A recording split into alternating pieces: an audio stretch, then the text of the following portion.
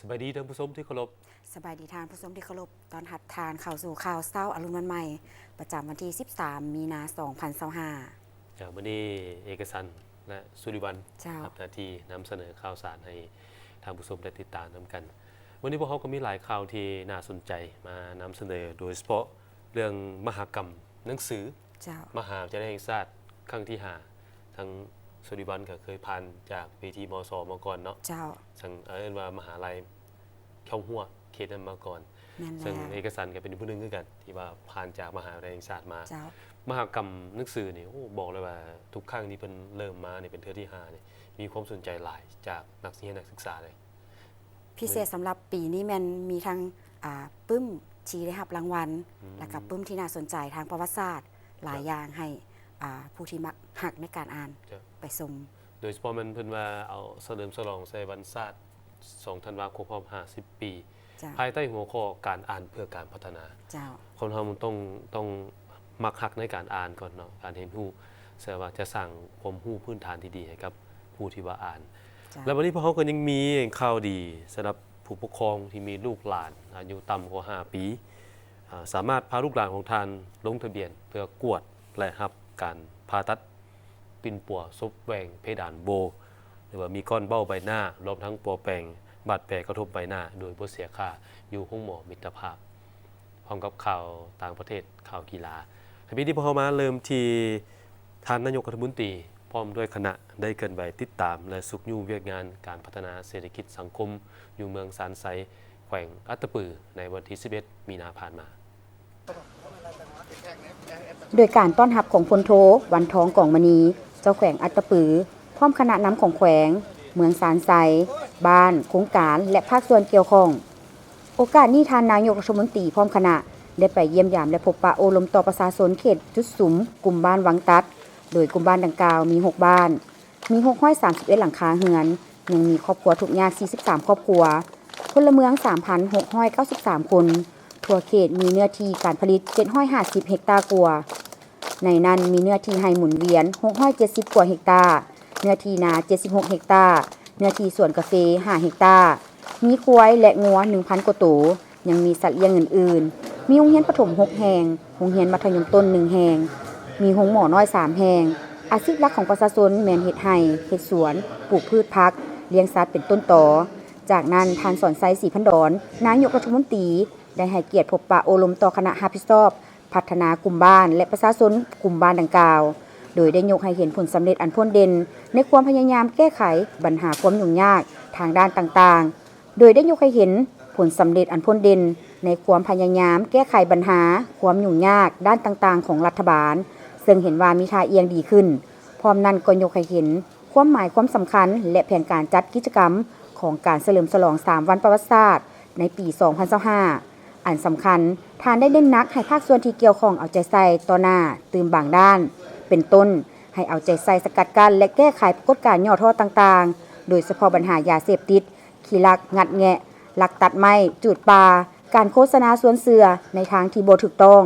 ให้พร้อมกันเอาใจใส่ปกปักรักษาแหล่งน้ำธรรมชาติให้มีความสะอาดปลอดภัยและยืนยงไปเคียงคู่กับการปกปักรักษาป่าไม้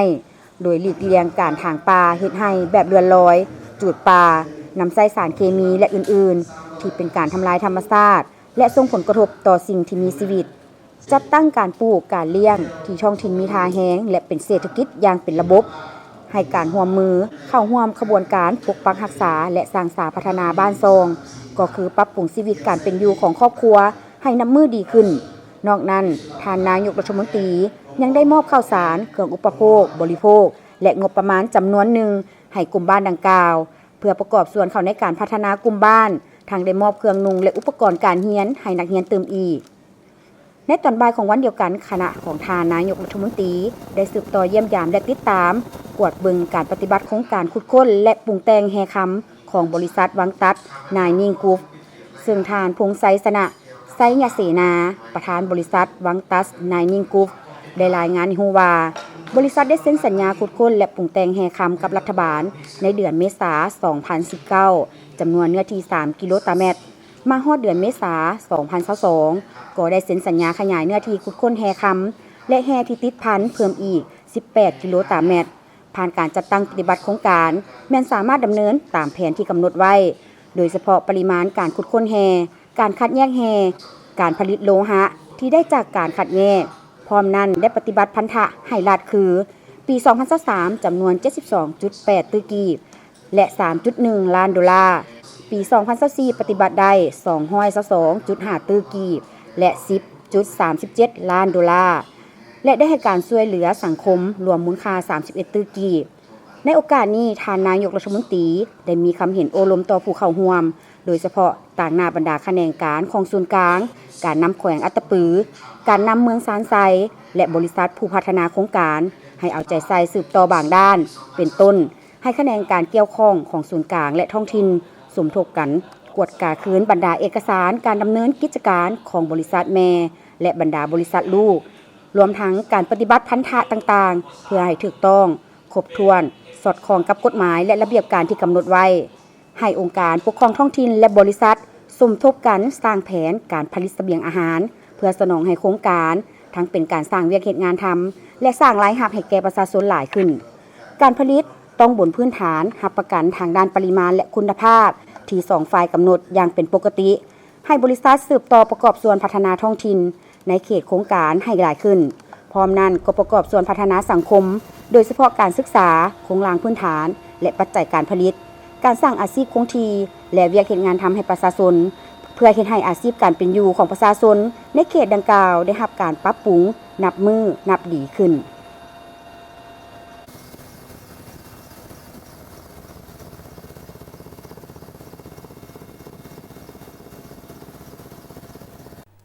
สภาแห่งชาติลาวเป็นเจ้าภาพกองประชุมกรรมาธิการเวียกงานสมาชิกรัฐสภาของสมัชชารัฐสภาฟรังโกโฟนีกองประชุมครั้งนี้จัดขึ้นในวันที่ 12 มีนาคม 2025 ที่นครหลวงเวียงจันทน์สาธารณรัฐประชาธิปไตยประชาชนลาวเป็นกลไกประจำหนึ่งของ APF ที่จัดขึ้นทุกๆปีในประเทศสมาชิกรัฐสภาของสมัชชารัฐสภาฟรังโกโฟนี APF เพื่อให้รัฐสภาสมาชิกได้ปรึกษาหารือและแลกเปลี่ยนความคิดความเห็นซึ่งกันและกันในการปฏิบัติเวียกงานของตนให้มีความสอดคล้องกันในภาคพื้นและทั่วโลกกองประชุมจัดขึ้นภายใต้การเป็นประธานร่วมระหว่างสภาแห่งชาติแห่งสาธารณรัฐประชาธิปไตยประชาชนลาวและสมัชชารัฐสภาฟรังโกโฟนีมีคณะผู้แทนรัฐสภา 11 ประเทศและเขตแคว้นกองเลขา APF และศูนย์รัฐสภาอาซีเข้าร่วมท่านนางสุนทรไสยจักรรองประธานสภาแห่งชาติลาวได้มีคำเห็นในโอกาสเปิดกองประชุมว่าโดยท่านได้ยกให้เห็นถึงสภาพการพ้นเด่นและสิ่งท้าทายต่างๆที่พร้อมเกิดขึ้นในหลายภาคพื้นทั่วโลกที่ส่งผลกระทบต่อกับการพัฒนาเศรษฐกิจสังคมการเมืองและความมั่นคงของบรรดาประเทศต่างๆพร้อมนั้นยังได้ตีราคาสูงต่อบทบาทความสำคัญของสมาชิกรัฐสภา APF ในฐานะที่เป็นตัวแทนแห่งสิทธิผลประโยชน์และความมุ่งมา่ปรารถนาของประชาชนในการส่งเสริมประชาธิปไตยการปกครองรัฐด้วยกฎหมายและสุขโยการร่วมมือในภาคพื้นและสากลเพื่อการพัฒนารวมไปถึงการส่งเสริมการแลกเปลี่ยนทางด้านวัฒนธรรมของประชาชนจากนั้นท่านยังได้ยกให้เห็นถึงการประกอบส่วนของสภาแห่งชาติลาวในกรอบสมัชชารัฐสภาฟรังโกโฟนีก็คือการร่วมมือในกรอบฟรังโกโฟนีของรัฐบาลสร้างเงื่อนไขที่เอื้ออำนวยให้แก่การปกปักรักษาสันติภาพเสถียรภาพและการร่วมมือเพื่อการพัฒนาเรียกร้องให้รัฐสภาสมาชิกฟรังโกโฟนีให้เพิ่มทวีบทบาทและหน้าที่ของตนในการติดตามและร่วมมือกันอย่างใกล้ชิดเพื่อเตรียมพร้อมรับมือและแก้ไขปัญหาต่างๆที่เกิดขึ้นในบรรดาประเทศสมาชิกฟรังโกโฟนีก็คือทั่วโลกอย่างสันติวิธีในกองประชุมกรรมาธิการเวียกงานสมาชิกรัฐสภาครั้งนี้จะมีการจัดสัมมนาแลกเปลี่ยนบทเรียนในเวียกงานรัฐสภาเพื่อให้บรรดาผู้แทนกองประชุมได้สุ่มใส่ปรึกษาหารือแลกเปลี่ยนความเห็นและถอดถอนบทเรียนร่วมกันเกี่ยวกับการนำใช้ปัญญาประดิษฐ์เข้าในเวียกงานรัฐสภาโดยจะดำเนินไปภายใต้3หัวข้อสำคัญคือการมีส่วนร่วมของเครื่องมือดิจิตอลในการปฏิบัติหน้าที่เวียกงานของรัฐสภาวิธีการใหม่ในการประเมินนโยบายสาธารณะของรัฐบาลของรัฐสภาและการตอบโต้กับข่าวที่บ่เป็นจริงของประชุมสมัชชารัฐสภาฟรังโกโฟนีจะดำเนินเป็นเวลา3 วัน ก็คือวันที่12หาวันที่14มีนา2025นี่บอกเอาไปต่อที่คณะผู้พันต่างประเทศศูนย์กลางพรรคได้จัดพิธีมอบรับพรรคใบยั่งยืนหน่วยพรรคปลอดภัยเข้มแข็งนักแน่นแต่ก็เผยแพร่ในจิตใจของผู้ซุ่มแบ่งงานกวดกาทั่วประเทศประจำปี2024สรุปและเปิดขบวนการแข่งขันย่องเยาหักศาสตร์และพัฒนาปี2025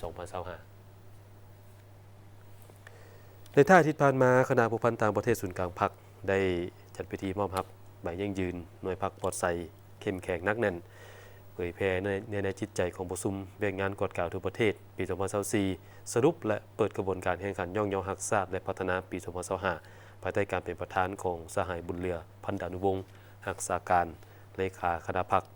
รักษาการหัวหน้าคณะผู้พันต่างประเทศศูนย์กลางพรรคมีบรรดาคณะบริหารพรรคองค์การบรรดากรมแผนกสมาชิกพรรคพนักงานเข้าร่วมสหายรักษาการเลขาคณะพรรคคณะผู้พันต่างประเทศศูนย์กลางพรรคได้แสดงความทุ่มเทและตีราคาสูงมายังบรรดาหน่วยพรรคภายในคณะผู้พันต่างประเทศศูนย์กลางพรรค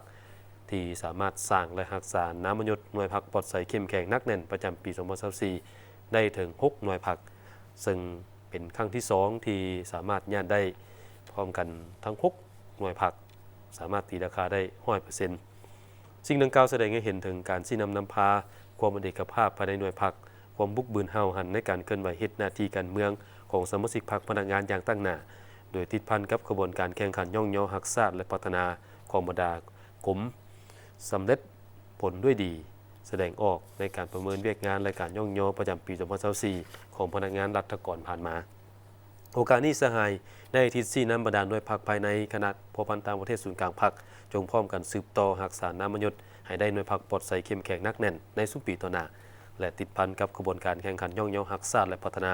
ให้เป็นกระบวนการฝึกฟื้นยกสูงความเป็นแบบอย่างนำพาเอาใจใส่เวียกงานนำพาการเมืองแนวคิดของสมาชิกพรรคพนักงานเป็นกกเอาใจใส่ในการปฏิบัติหลักการรวมศูนย์ประชาธิปไตยพร้อมกันปรับปรุงระบอบแบบแผนวิธีการเฮ็ดเวียกกับองค์การจัดตั้งปฏิบัติวาระแห่งชาติ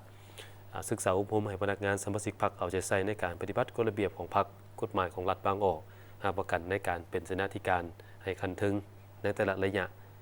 ในโอกาสเดียวกันบรรดาหน่วยพรรคภายในคณะผู้พันต่างประเทศศูนย์กลางพรรคก็ได้ขึ้นจับมือเปิดกระบวนการแข่งขันย่องเยาหักศาสตร์และพัฒนาปี2025โดยบรรดาหน่วยพรรคได้ให้คำมั่นสัญญาว่าจะพร้อมกันสู่สนสืบต่อก่อสร้างหน่วยพรรคของตนและหลายกว่าเก่า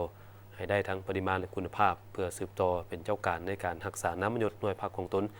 ให้ได้หน่วยพรรคปลอดภัยเข้มแข็งนักแน่นในปี2025นี้สถาบันค้นคว้ากสิกรรมป่าไม้และพัฒนาชนบทกระทรวงกสิกรรมและป่าไม้และบริษัทเลียนยู่ปักกิ่งเทคโนโลยีปรับปรุงแนวพันธุ์งัวจำกัดเซ็นสัญญาหัวมือโครงการค้นคว้าและพัฒนาแนวพันธุ์งัวซีนที่ดีลาวจีนจัดขึ้นในวันที่11มีนา2025ต่างหน้าสถาบันค้นคว้ากสิกรรมป่าไม้และพัฒนาชนบทเซ็นโดยปริญญาเอกเพชรมณีแสงสร้างไสยสารรักษาการหัวหน้าสถาบันค้นคว้ากสิกรรมป่าไม้และพัฒนาชนบทกระทรวงกสิกรรมและป่าไม้เซ็นเป็นพยานโดยทานพรหมมีอินทิจักรห้องหัวหน้ากรมแผนการหัวมือมีห้องหัวหน้ากรมเลี้ยงสัตว์และประมงต่างหน้าบริษัทโดยทานหวังทรงยงผู้จัดการบริษัทเหรียญยูปักกิ่งเทคโนโลยีปรับปรุงแนวพันธุ์งัวจำกัดเส้นเป็นพยานโดยศาสตราจารย์หยางจุนรองประธานสมาคมหัวสีสาธารณรัฐประชาชนจีนให้เกียรติเข้าร่วมเป็นพยานโดยทานกีแก้วสิงห์นามวงศ์รองรัฐมนตรีกระทรวงกสิกรรมและป่าไม้พร้อมพนักงานทั้งสองฝ่ายเข้าร่วม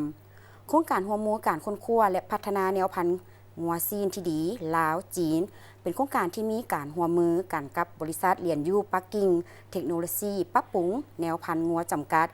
เพื่อศึกษาค้นคว้าและปรับปรุงแนวพันธุ์งัวพื้นเมืองลาวให้มีการเจริญเติบโตขยายน้ำหนักและคุณภาพซีนตลอดต้องการคุณภาพซีนที่ตลาดต้องการโครงการดังกล่าวกำหนดเวลาในการจัดตั้งปฏิบัติ10ปีนับแต่ปี2025หา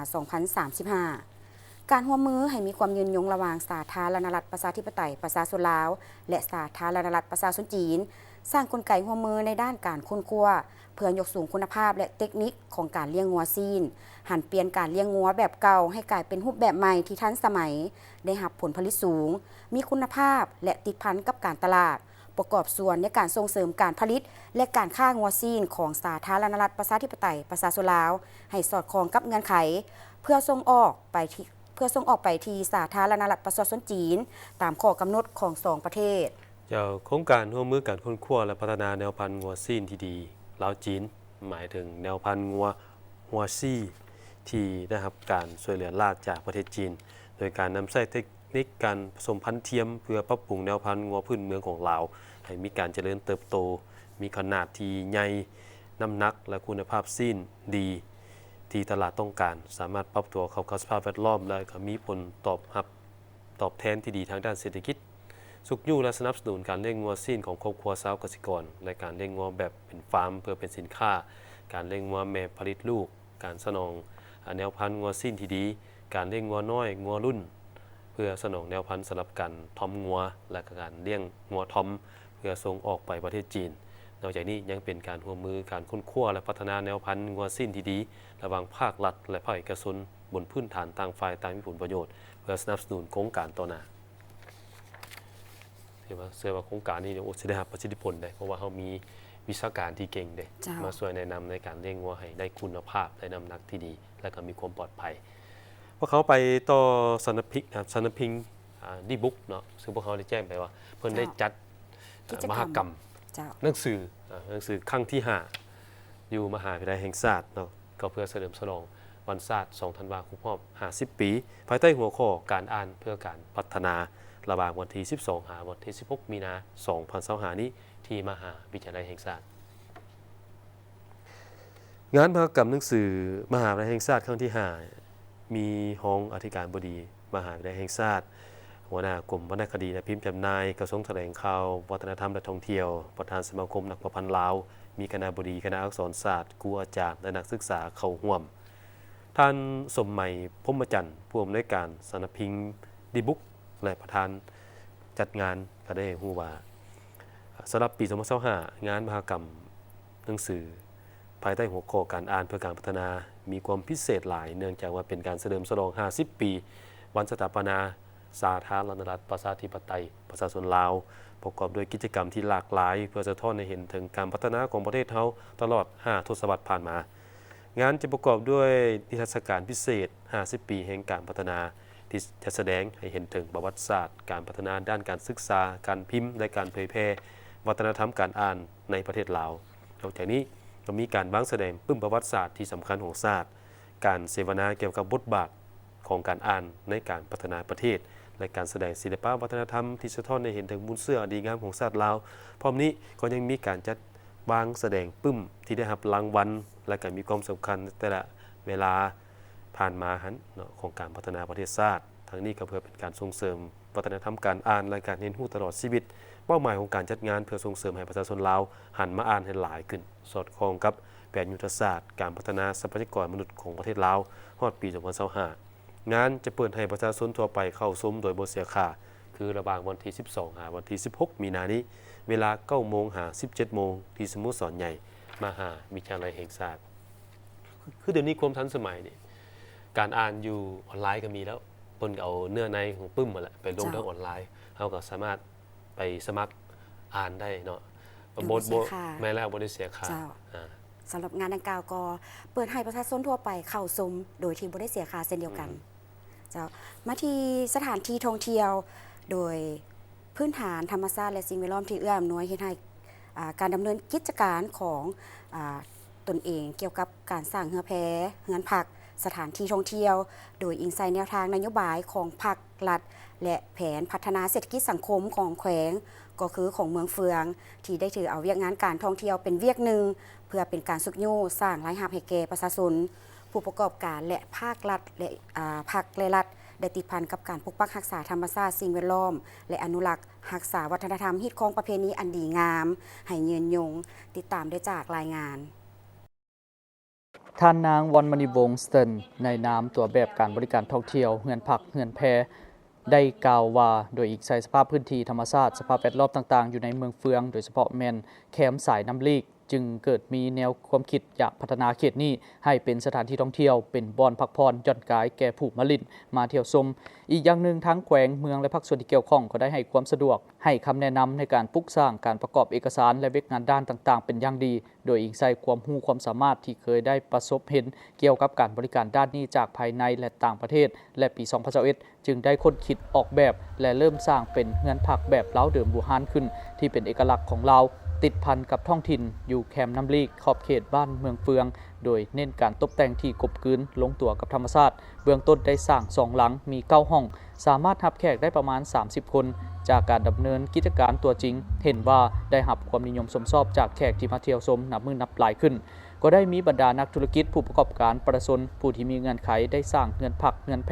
รีสอร์ทขึ้นเรียบแคมป์แม่น้ำลีกเป็นจำนวนหลายปัจจุบันปี 2025 นี้แมนมีเรือนแพทั้งหมด31หัวหน่วยมี523ห้องพร้อมนั้นก็ได้มีการขยายใหม่เส้นอยู่รีสอร์ทน้ำ3สายมี15หลังมี22ห้องหน้าเขื่อนไฟฟ้าน้ำลีก1 2มี8หลังมี12ห้องพร้อมนี้ทางผักรัฐก็ได้ปรับสถานที่ดินกสิกรรมอยู่สวนก้าระหว่างบ้านทาหาดนาทัวสร้างเป็นสวนวัฒนธรรม 30,000 ตูบเฟืองในท้ายปี 2024ซึ่งมี6หลังมี8ห้องและก็ได้สวนคณะสมาชิกกลุ่มเฮือนแพและผู้ที่ให้ความสนใจมาร่วมกันสร้างเป็นเฮือนชนเผ่า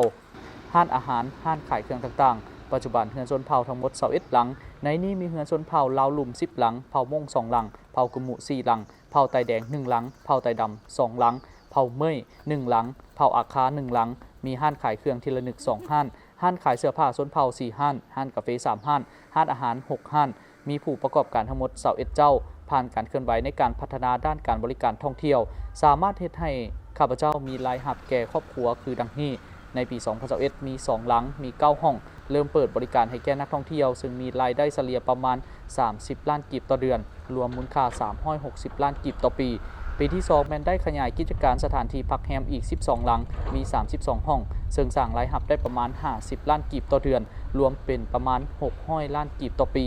ปีที่3ก็ได้ขยายกิจการด้านสถานที่พักแรมรวมทั้งร้านอาหารตื่มอีกซึ่งสามารถสร้างรายรับได้80ล้านกีบต่อเดือนรวมเฉลี่ย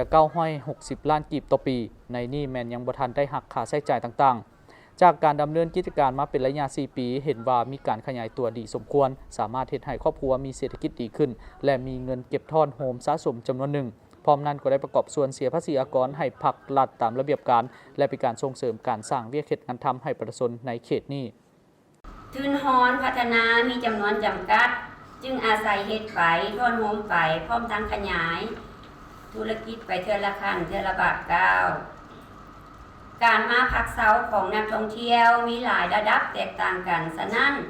การต้อนรับบางครั้งสถานที่ก็บ่ทันรองรับได้ตามเงื่อนไขของแต่ละคน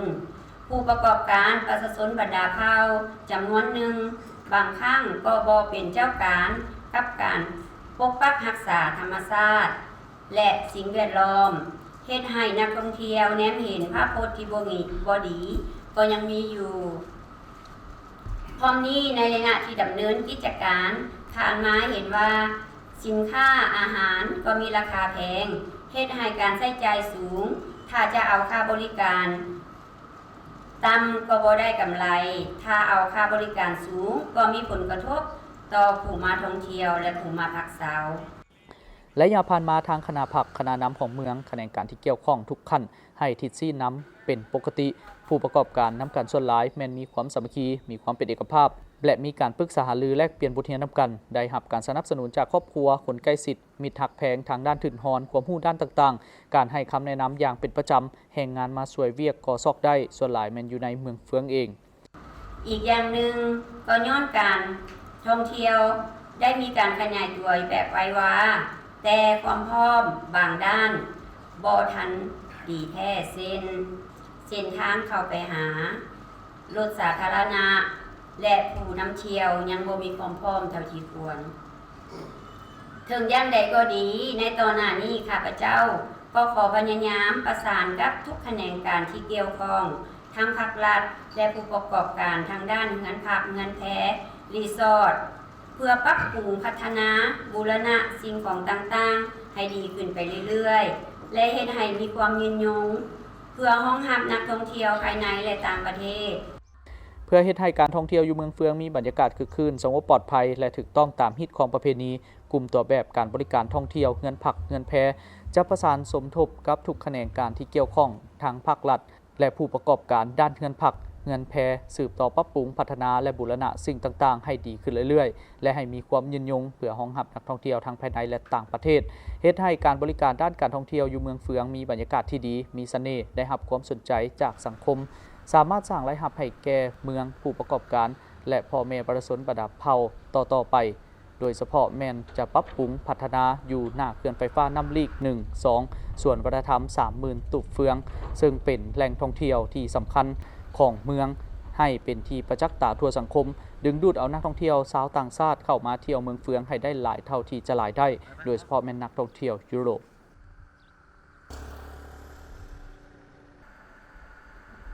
ทีมงานพวกเขาก็ได้ไปเมืองเฟืองเนาะ เจ้า ไป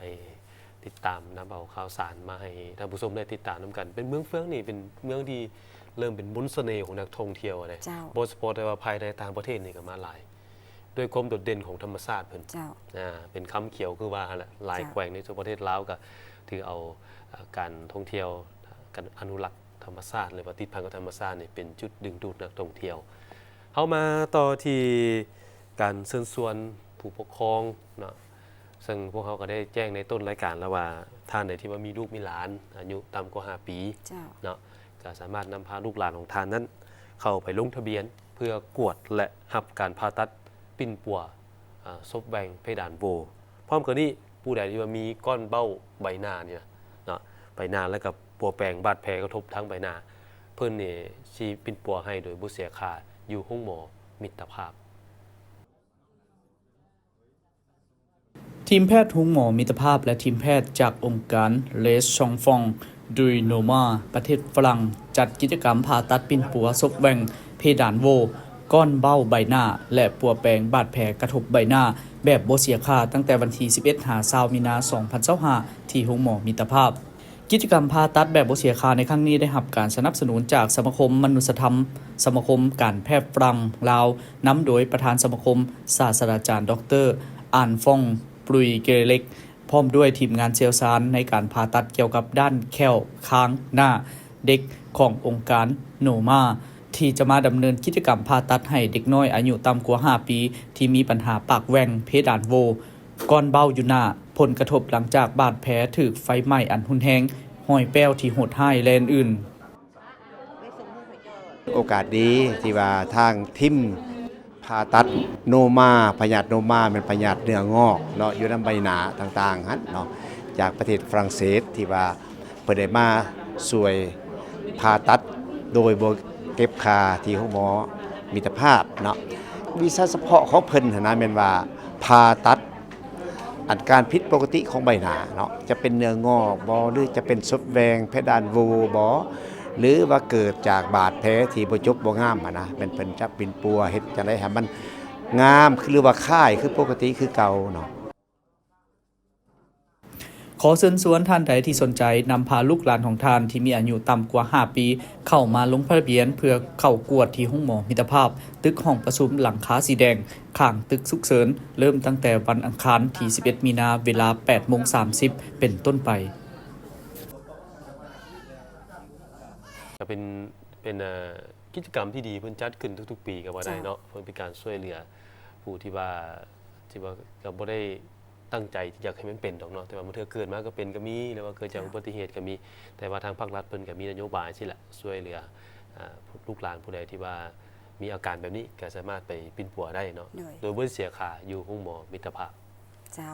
มาต่อที่ความคืบหน้าของการขยายบาทางในโครงการขนส่งแบบยืนยงในตัวเมืองนครหลวงเวียงจันทน์รถเมล์ด่วน BRT สำเร็จไปแล้ว 58.4 ส่วนห้อยและบางจุดก็สำเร็จไปแล้วเกือบ100 ส่วนห้อยในตอนเช้าวันที่ 12 มีนาคม 2025ทานคำแสน ศรีวงไซผู้จัดการโครงการขยายบาทางในโครงการขนส่งแบบยืนยงในตัวเมืองนครหลวงเวียงจันทน์รถเมล์ด่วน BRT รายงานอีกว่าปัจจุบันการขยายบาทางมีความคืบหน้าอยู่ 58.4 ส่วนห้อยจากระยะทาง 9 กิโลเมตรกว่าแต่หน้าโรงเรียนมัธยมตอนต้นสินไซฮอดหน้ามหาวิทยาลัยแห่งชาติ สำหรับการปฏิบัติเวียกงานของโครงการแม่นพบข้อสะดวกและข้อยุ่งยากข้อสะดวกแม่นทางขันถึงและพ่อแม่ประชาชนได้ให้การร่วมมือในการก่อสร้างสำหรับข้อยุ่งยากเล็กๆน้อยๆก็คือเรื่องสิ่งกีดขวางก็คือเสาไฟฟ้าสายใยแก้วและสายไฟฟ้าที่อยู่ใต้ดินการสัญจรไปมาที่เป็นอุปสรรคเนื่องจากเส้นทางในการก่อสร้างเป็นเส้นทางหลักของการสัญจรของพ่อแม่ประชาชนซึ่งเฮ็ดให้ทางผู้รับเหมาบ่สามารถปฏิบัติหน้าที่ได้อย่างเต็มที่จึงเฮ็ดให้ทางผู้รับเหมาต้องได้ขยายเวลาในการปฏิบัติเวียกงานออกเติมอีกเพื่อให้ทันกับระยะเวลาที่กำหนดไว้โดยได้ปฏิบัติเวียกแต่ 7 โมงเช้าจนฮอด 3 โมงของแต่ละวันในการรับประกันความปลอดภัยตามท้องถนนทางผู้รับเหมาโครงการก็ได้ติดไฟเน่งสายกั้นสะท้อนสีเพื่อให้เห็นแจ้งในตอนกลางคืนมีจ่วยกั้นเขตความปลอดภัยเพื่อให้ผู้ใช้รถใช้ถนนฮู้เขตที่ปลอดภัยในการสัญจรแต่ปศุสัยมหาวิทยาลัยดงโดกนี้ถือว่าฮอดปัจจุบันนี้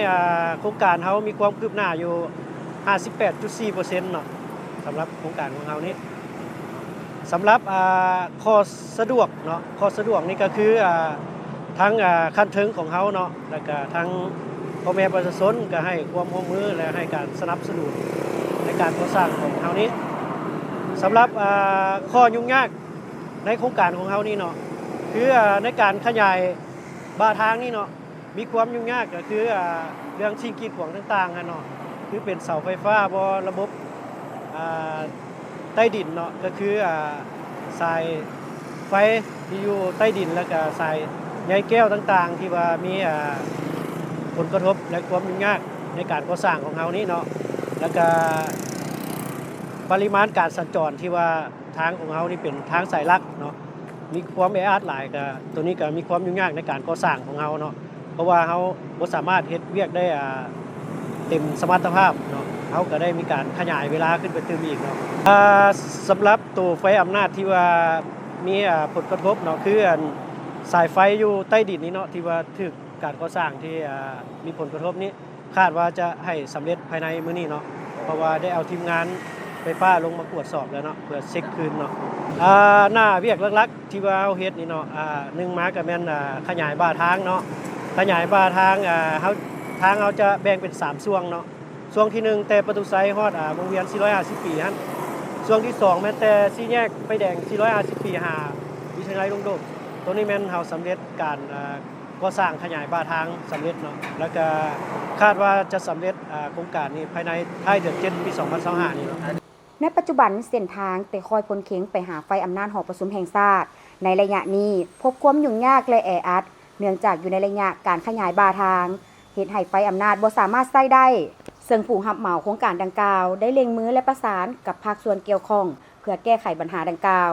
คาดว่าไฟอำนาจจะสามารถกลับมานำใช้ได้และอำนวยความสะดวกในการสัญจรภายในอาทิตย์นี้โครงการขยายบ่าทางได้สร้างสำเร็จเกือบ100ส่วน100ในบางจุดเส้นเขตไฟอำนาจ450ปีไปหาหน้ามหาวิทยาลัยแห่งชาติแม่นสำเร็จเกือบ100ส่วน100สำหรับโครงการดังกล่าวนี้คาดว่าจะให้สำเร็จทั้งหมดภายในเดือนกรกฎาคมปี 2025แนวใดก็ตามในระยะนี้ก็ขอเรียกร้องให้บรรดาผู้ใช้เส้นทางดังกล่าวมีความระมัดระวังและค่อยไปค่อยมาเพื่อความปลอดภัยของทานอีกด้วย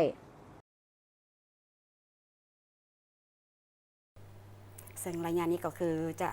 ยุ่งยากในการเดินทางน้อยนึงก็ขอให้ทุกคนระมัดระวังในช่วงนี้เพราะว่าเพิ่นกำลังขยาย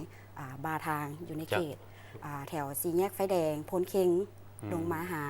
หอประชุมแห่งชาติเอกสารน้ำใส่ถนนเส้นนี้เป็นสายหลักเลยเจ้าเนาะซึ่งก็เห็นว่าเพิ่นเอาใจใส่พยายามเล็งให้แล้วตามกำหนดนั่นแหละแต่ว่าการสัญจรกับแออัดก็ยอมรับเพราะเป็นสายหลักที่หลายทานกันเลือกใช้เส้นทางนี้ฉะนั้นพวกเขาค่อยไปค่อยมาให้เกียรติซึ่งกันและกันเนาะเพิ่นก็แจ้งแล้วว่ามันก็มีข้อสะดวกและก็ข้อยุ่งยากแต่ก็พวกเขาต้องได้ความร่วมมือกันแล้วเฮาสิเห็นไปหน้าไปตาไม่สำหรับการสัญจรของพวกเขาเนาะเขาไปต่อที่เรื่องของห้านอาหารเด้ยินว่าสุริวันไปติดตามมาเองเลยหลายห้านอาหารหรือว่าหลายธุรกิจที่พวกเขายินดีในการส่งเสริมยอดขายของทานเนาะเพื่อให้ธุรกิจของทานเดินสะดวกได้ดีมีผลกำไรและล่าสุดนี่ทั้งสุริวันก็ได้ไปห้านปิ้งเป็ดพ้นปะเป้าเห็นบ่ไปติดตามว่าเพิ่นมีจุดเด่นอยู่ไหนคือมันมีลูกค้าหลายแท้เจ้าพวกเขามาติดตามกัน ห้านปิ้งเป็ดนางสบายคำตั้งอยู่บ้านพ้นปะเป้าเมืองศรีสัตนานครหลวงเวียงจันทน์เป็นห้านปิ้งเป็ดที่บ่มีเพียงแต่ปิ้งเป็ดเท่านั้นแต่ยังมีรายการอาหารให้ได้ซิมหลายรายการนางสบายคำจันทมาลีเจ้าของห้านปิ้งเป็ดนางสบายคำเห็นฮู้ว่าด้วยความมักฮักในการบริการและการเฮ็ดอาหารจึงเป็นแรงบันดาลใจในการเปิดกิจการห้านปิ้งเป็ดแห่งนี้ขึ้นมาซึ่งได้เปิดมาเป็นเวลาหลายกว่า20ปีแล้วด้วยประสบการณ์และความมักฮักในการเฮ็ดอาหารจึงเฮ็ดให้ปิ้งเป็ดของทางห้านมีรสชาติแตกต่างจากห้านอื่นโดยสูตรที่ตนเองลองถูกลองผิดมาจนได้รสชาติที่ถูกใจนึงมามักการท่องเที่ยวแล้วเขาก็มักแปลว่าเฮ็ดอาหารแล้วก็เฮ็ดอาหารแปลว่าเฮาอยากคิดค้นนั่นสูตรใหม่ๆเห็นเขาจะเปิดห้านหลายแล้วเฮาก็เลยว่าอยากเฮาก็อยากเฮ็ดสูตรของเฮาลองเบิ่งว่าเฮาสิดังคือเขาบ่จังซี่น่ะนะครับสิแซ่บคือเขาบ่โอ้บัดได้มาเฮ็ดก็โอเคได้เฮาเฮ็ดปิ้งเป็ดนี่ตอนเฮาเริ่มต้นอีทแม่นเฮาปิ้งธรรมดาต่อมาเฮาเป็นห้านแรกที่เฮ็ดปิ้งเป็ดหลายๆคนมาเบิ่งห้านเฮา2มาเฮาก็มาเฮ็ดอบโอ่งหลังจากนั้นมาเฮาก็พัฒนาสูตรมาเรื่อยๆมาแล้วหลังจากนั้นมาเฮามามีช่วงนึงเฮาโฆษณาคืออันนี้ย่านมะไข่หลังนี่เดี๋ยวนี้ติดอันดับเลยแปลว่ามันไผก็ว่าแซ่บ2มาคันไผบ่ได้กินนี่แปลว่าบ่ได้มาห้านปิ้งเป็ดพลตะเป้าเพราะว่าห้านปิ้งเป็ดพลตะเป้าเป็นห้านแรกที่โฆษณามะไข่หลังนี่และ1มาเฮาก็ยังมีเลือดแปลงเฮามีจานน้อยจานกลางจานใหญ่จานยักษ์แปลว่าใหญ่กว่าหมู่หมดในนครหลวงอีกจัน จากประสบการณ์ที่มีมาปัจจุบันห้านสามารถดึงดูดลูกค้าได้ทั้งขาจรและขาประจำด้วยความเอาใจใส่เน้นความสดสะอาดรสชาติอาหารที่แซ่บปริมาณหลายว่องไวเนื่องที่ได้ขายดีและลูกค้ามาต้องได้สั่งก็คือปิ้งเป็ดเลือดแป้งต้มส้มเป็ดพิเศษห้านแมนมีเลือดแป้งจานใหญ่พิเศษที่บ่มีห้านใดเฮ็ดมาก่อนราคาอาหารเริ่มต้นอยู่ที่ 40,000 กีบเป็นลูกค้าประจำของห้านปิ้งเป็ดสบายคำเนาะหรือว่าห้านเป็ดพลตะเป้าเนาะก็คือว่าเมนูที่ว่าสำคัญที่ว่าเฮามาแล้วก็สั่งเป็นเมนูซิกเนเจอร์สำหรับห้านเฮาก็คือเพิ่นนี่เป็นการปิ้งอยู่ในไหเนาะก็คือว่าเป็นรสชาติที่ว่านุ่มเนาะคือเป็นอาหารซิกเนเจอร์สำหรับห้านเพิ่นเนาะ2มาก็คือเลือดแป้งเพิ่นนี่ก็มีหลายขนาดเนาะคือมีขนาดคือว่ารสชาตินี่โอ้ถือว่าสุดยอดเลยเนาะสำหรับห้านเพิ่นเนาะอยากให้มาลองเบิ่งเนาะกับบรรยากาศที่ว่าทางห้านเพิ่นได้มีเนาะคือว่าโอ้สุดยอดหลายคือห้องแอร์เย็นๆเนาะเบียร์เย็นๆเนาะอาหารแซ่บเนาะห้องเพลงตามสไตล์มากก็ได้ห้องเนาะตัวนี้ขอเชิญชวนเด้อ สุดยอดหลายเนาะเจ้าทางห้านได้มีห้องปรับอากาศใหญ่พิเศษสามารถรองรับลูกค้าได้50ถึง100คนมีสถานที่กว้างขวางรับจัดงานเลี้ยงงานสังสรรค์ในจำนวนลูกค้าที่หลายได้ทางห้านเปิดให้บริการทุกๆมื้อ 14 โมงถึง 23 โมง 30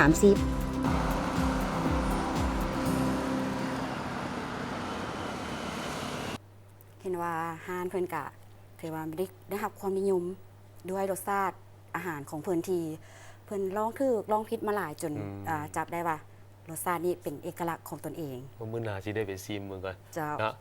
หลายๆธุรกิจที่พวกเขาประกอบการจะเป็นธุรกิจ SMB เป็นส่วนใหญ่ดอกขนาดกลางขนาดน้อยเนาะหลายๆห้างนี่พวกเขาสิพยายามไปหาทานเพื่อจะช่วยในการโปรโมทโฆษณาห้างของทานและก็เป็นแนวทางในการสร้างธุรกิจของหลายๆคนแต่สำคัญที่เราต้องรักษามาตรฐานเจ้าความสะอาดแล้วก็รสชาติของเขาแล้วก็มัดใจลูกค้าให้อยู่เลยเนาะหลายกว่าเก่าอันนี้คือต้องแมนเลยก็คือรสชาติที่คงที่สำหรับระยะต่อไปเป็นกิจกรรมของทางการตอบถามคำถาม70 ปีใต้โฮมทุ่งผักเนาะคือพวกเขาได้เฮ็ดกิจกรรมนี้มากันหลายวันละจนไปฮอดที่22พุ่นแหละวันสร้างตั้งพรรคประชาชนปฏิวัติลาวครบรอบ70 ปีเนาะพวกเขาจะให้ทานได้ร่วมตอบคำถามเพื่อรุ่นเอาเสื้อที่นึกจากพวกเขา นี่คือคำถามที่ถามไว้ในมื้อวานนี้เนาะคือกองประชุมแนวลาวอิสระใครขึ้นวันที่เดือนปีใดคำตอบที่ถูกต้องคือข้อกอวันที่13สิงหาปี1950แต่ว่าท่านผู้ชมนี่ตอบมาบ่ค่อยถูกเนาะเราบ่ถึงเลยก็บ่ได้เนาะก็เลยบ่ได้รับเสื้อจากพวกเขาจะยกรางวัลนี้ไปมื้อต่อไปมื้ออื่นพวกเขาจะมีการตั้งคำถามให้ท่านผู้ชมได้ตอบกันตื่มเนาะร่วมกิจกรรมนั้นพวกเขาได้ใหม่เนาะ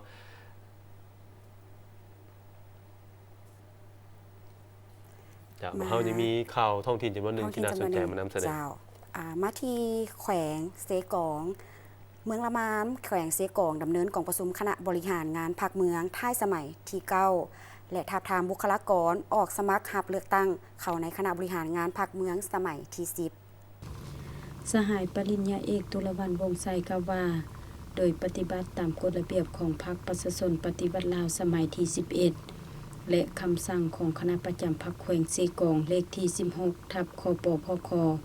ว่าด้วยกะเกียมและดำเนินกองประชุมใหญ่3ขั้นของพรรคกองประชุมคณะบริหารงานพรรคเมืองละมามท้ายสมัยที่9ได้ดำเนินขึ้นอย่างเป็นทางการซึ่งอยู่ในท่ามกลางบรรยากาศเบิกบานม่วนซื่นที่ทั่วภาคทั่วรัฐทั่วกำลังประกอบอาวุธและทั่วปวงชนชาวแขวงเสกองเว้ารวมเว้าเฉพาะแม่นพนักงานสมาชิกพรรคและประชาชนบรรดาเผ่าอยู่เมืองละมามพร้อมตั้งหน้าจัดตั้งพันขยายและปฏิบัติมติของประชุมใหญ่ครั้งที่11ของพรรคมติของประชุมใหญ่ครั้งที่10ขององค์คณะพรรคแขวงมติของประชุมใหญ่ครั้งที่9องค์คณะพรรคเมืองละมามในระยะท้ายสมัยและกะเกียมจัดตั้งดำเนินกองประชุมใหญ่3ขั้นของพรรคอย่างเป็นขบวนฟดฟื้นซึ่งกองประชุมครั้งนี้สุดที่มีความหมายความสำคัญอย่างยิ่งซึ่งผู้แทนกองประชุมจะได้สุ่มใส่ตีราคาทบทวนคืนต่อผลสำเร็จข้อคงค้างในการจัดตั้งปฏิบัติมติกองประชุมใหญ่ผู้แทนองค์คณะพรรคเมืองละมามสมัยที่9ในระยะ5ปีและค้นคว้าวางแผนในระยะ5ปีต่อหน้าปี2025หา2029ห้องประธานคณะกวดกาศูนย์กลางพรรคพร้อมด้วยคณะได้ลงเคลื่อนไหวและเฮ็ดเวียกอยู่แขวงไซสมบูรณ์เนื่องในโอกาสที่ท่านสีในเมียงลาวันรองประธานคณะกวดกาศูนย์กลางพรรคพร้อมด้วยคณะลงเคลื่อนไหวเฮ็ดเวียกอยู่แขวงสิสมบูรณ์ท่านพร้อมด้วยคณะได้เข้าพบปะการนำแขวงสิสมบูรณ์ที่ห้องคำห้องว่าการแขวงโดยการต้อนรับของท่านพลอยคำหุ่งบุญยวงเลขาพรรคแขวงเจ้าแขวงสิสมบูรณ์พร้อมด้วยคณะให้การต้อนรับอย่างอบอุ่นโอกาสดังกล่าวท่านสีในเมียงลาวันได้แจ้งจุดประสงค์ต่อท่านเจ้าแขวงผมโดยคณะได้รับทราบจุดประสงค์ก็เพื่อติดตามสุขยูเวียกงานกวดกาพรรคกวดการัฐและเวียกงานต้านการซ่อนราดบังหลวงอยู่แขวงสิสมบูรณ์ทั้งเป็นการสุขยูพนักงานราชการทุกภาคส่วนให้รับรู้และเข้าใจต่อกฎหมายและระเบียบการต่างๆแนวใส่ป้องกันการละเมิดกฎหมายและระเบียบการพร้อมทั้งมีประสิทธิภาพและประสิทธิผลสูงแก้ไขปัญหาการสวยไซหน้าที่ซ่อนราดบังหลวงทุกรูปแบบของพนักงานเป็นหนึ่งในบรรดาเป้าหมายโดยกงของเวียกงานกวดกาพรรคกวดการัฐที่ต้องได้เอาใจใส่เฉพาะหน้าและยาวนานโอกาสเดียวกันทานพลอยคำหุ่งบุญยวงก็ได้รายงานโดยย่อเกี่ยวกับสภาพโดยรวมอยู่แขวงสิสมบูรณ์ต่อท่านรองประธานคณะกวดกาศูนย์กลางพรรคพร้อมด้วยคณะรับทราบตื่มอีก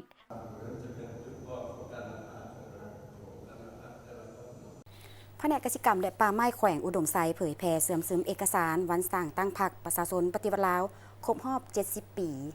โดยการเป็นประธานของทานพิมเสนคุณศิริวงศ์หัวหน้าแผนกกสิกรรมและป่าไม้มีคณะแผนกหัวหน้าแขนงห้องแขนงและพนักงานภายในแผนกเข้าร่วมอย่างพร้อมเพรียงในพิธีได้เผยแพร่วันสร้างตั้งพรรคประชาชนปฏิวัติลาวครบรอบ70 ปีคือวันที่22มีนาปี1955หาวันที่22มีนาปี2025ผลงานการนำพาชี้นำขององค์คณะพรรคแขวงอุดมไซระยะ45 ปีคือปี1971หาปี2025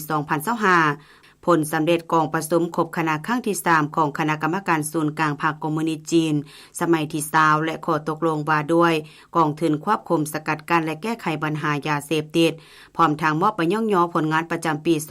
2024จากนั้นหน่วยฮักฐานสาวนมภายในกสิกรรมและป่าไม้ยังได้ทาบทามบุคลากรออกสมัครเลือกตั้งคณะหน่วยสนมฮักฐานสุดใหม่ตื่มอีก เพราะตอนนี้เวลาในการนำเสนอข่าวเศร้ารุ่นใหม่ก็ใกล้จะหมดลงแล้วขอบใจท่านผู้ชมทุกท่านที่ให้เกียรติติดตามรับชมโฆษกทั้งสองพร้อมทีมงานทุกคนลาท่านผู้ชมไปก่อนพบกันใหม่ในโอกาสหน้าสบายดี สบายดี